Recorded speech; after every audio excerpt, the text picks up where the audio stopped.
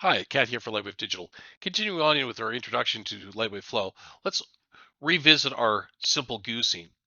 I'll bring up the interface really quickly here. And part of the things that I want to talk about are some of the additional simulation functions that we have in the main interface.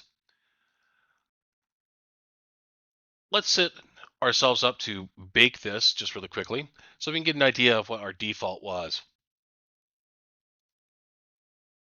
By default, I mean our original scene. All right, pretty interesting stuff. It's very, very gooey. Now let's hit pause here and take a look at some of the additional factors that we've got inside of the basic simulation area. Let's dynamic friction this down to 1 and turn our adhesion off and see what our results are with this.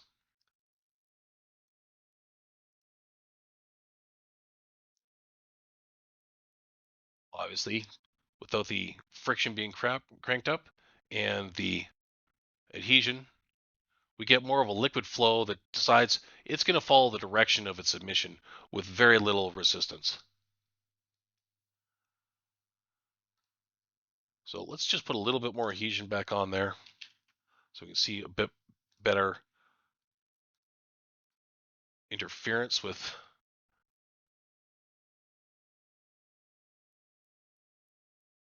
the kinematic objects and talk about some of the additional factors. So there are two modes. So there's a relaxation mode that works in either local or global space. So let's see what the results of that are when we switch to global.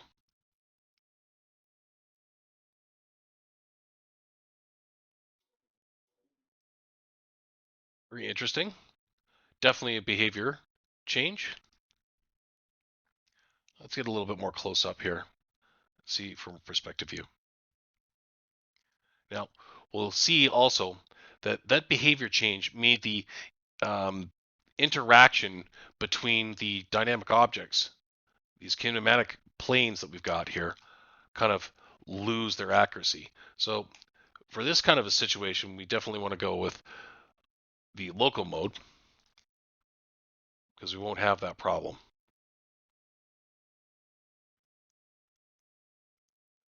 However, there's another factor down here called relax. Now, what is that? Well, basically, it tells the simulation to chill out if you want. Let's go with a higher relax factor. We'll run it. You'll notice that it's a little bit faster in terms of how it flows. It behaves a little bit differently. The mesh that's being generated seems to be more consistent. Let's go and crank this up.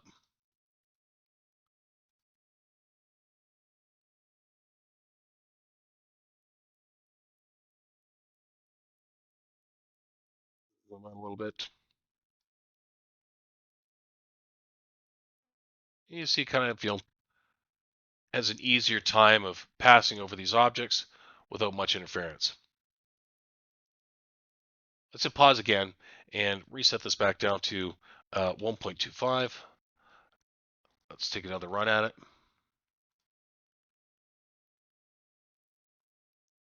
Not a huge change, but significant enough where we're not getting these broken pieces off like we had before. So let's pause that one more time and drop this relax factor down to 0.75. See what results we get.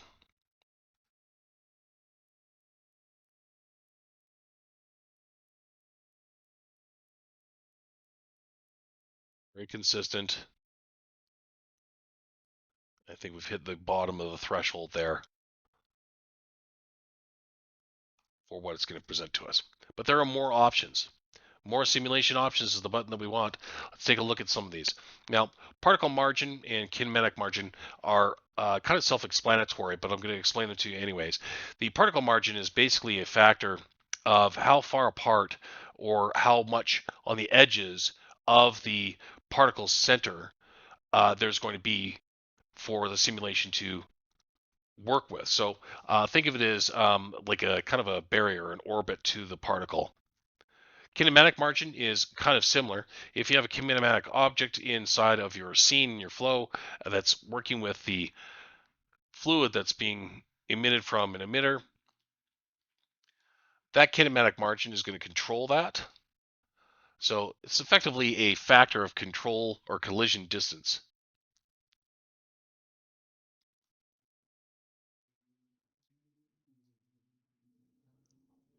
Damping, kind of need to see an example of it in action.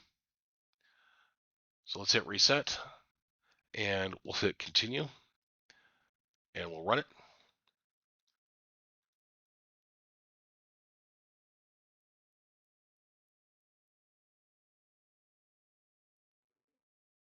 You'll see here now that we've got a little bit more of a resistance or um, lesser influenced by these other factors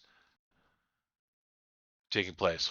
Now, this is a function that we can't adjust in real time when it's running in the bake. So we'll just hit reset and dial this up. Just get the extreme. We leave the window open if we want.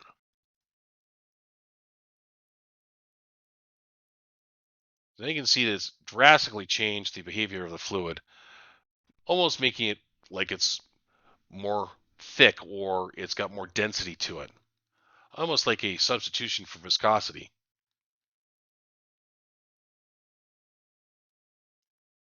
So pause, reset, and turn that back down to its default. Let's go dissipation. Let's go to extreme. Let's go to 1 for dissipation so we can see what it's doing to the mesh. Let's run it.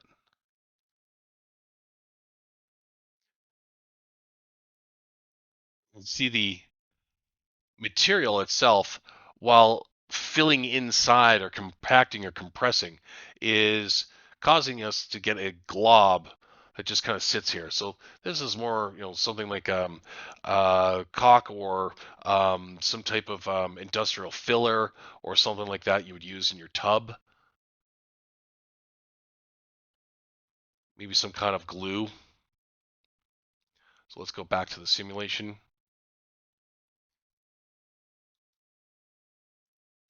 Cut it in half, reset and run it.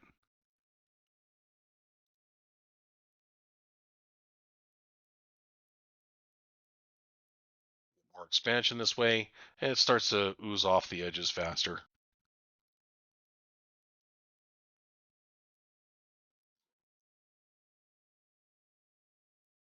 That's the dissipation factor. Let's reduce that down to 0, which is its default. Static friction, let's crank this up to 1. And again, run it.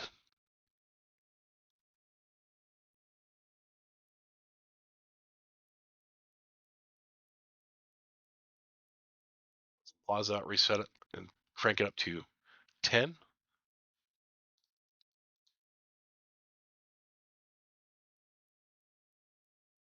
See the performance there. Kind of feels a little bit more like Jello. That isn't quite jellified. And that static friction function is basically the friction inside of the fluid. You can think of it in that terms. Not sure if I'm accurate on that, but that's kind of the behavior that it gives a feeling for. Let's hit pause here. We'll reset, put that static friction down to 0. And restitution is an interesting one. Let's go to an extreme value.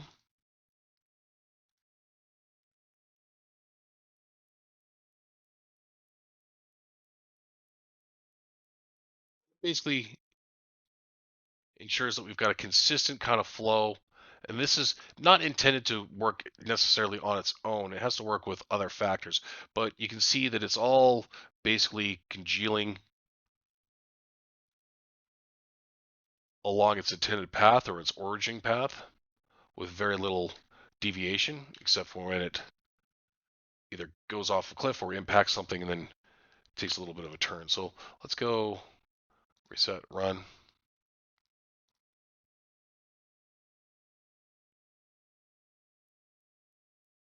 You can see the change there. So pause. Some of these factors should be working in combination with others. Sleep threshold is kind of interesting. This is basically how uh, the particles are controlled, or any of the other physics elements are controlled for when they kind of go to rest. We have similar functions like this in our native physics engine as well as Bullet.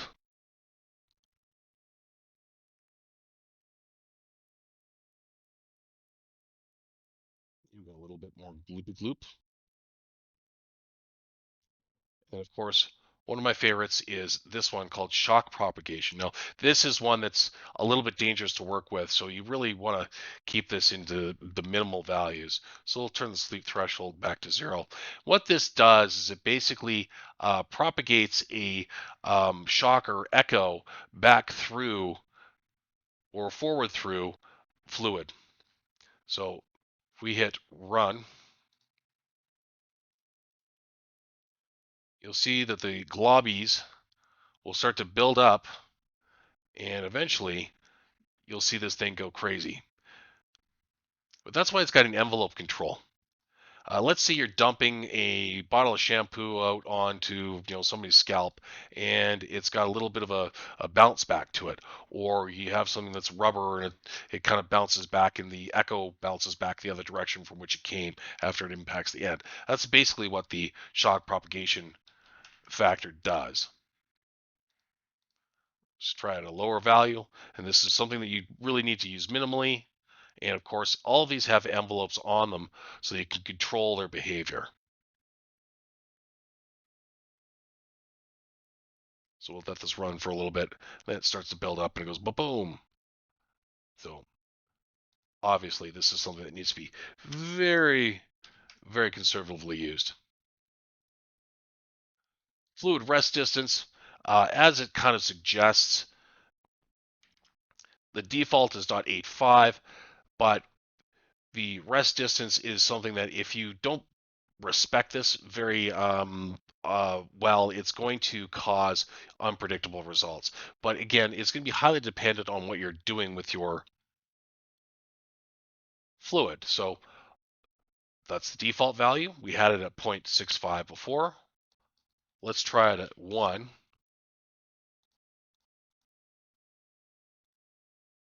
And you can see basically no fluid can exit from the emitter because the rest distance is too large, although I feel it's more of an inverted understanding. Let's try it at 0.1.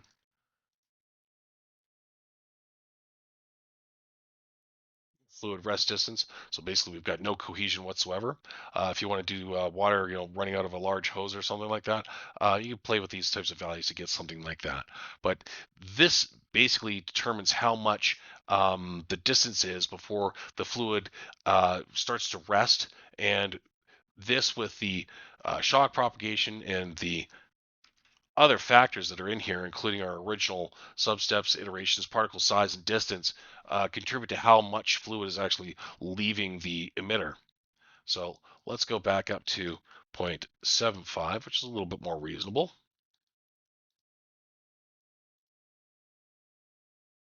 And we have something that's kind of consistent. Makes more sense. All right, so that concludes this section. These are obviously factors and values that you need to play with and experiment on your own. Again, the size you're seeing, the type of emitter, size of emitter, all that's going to play a factor. So don't get stuck with certain values in here. Always be open to experimenting with them, but remember what your defaults are when you started. All right, we'll be back in another video.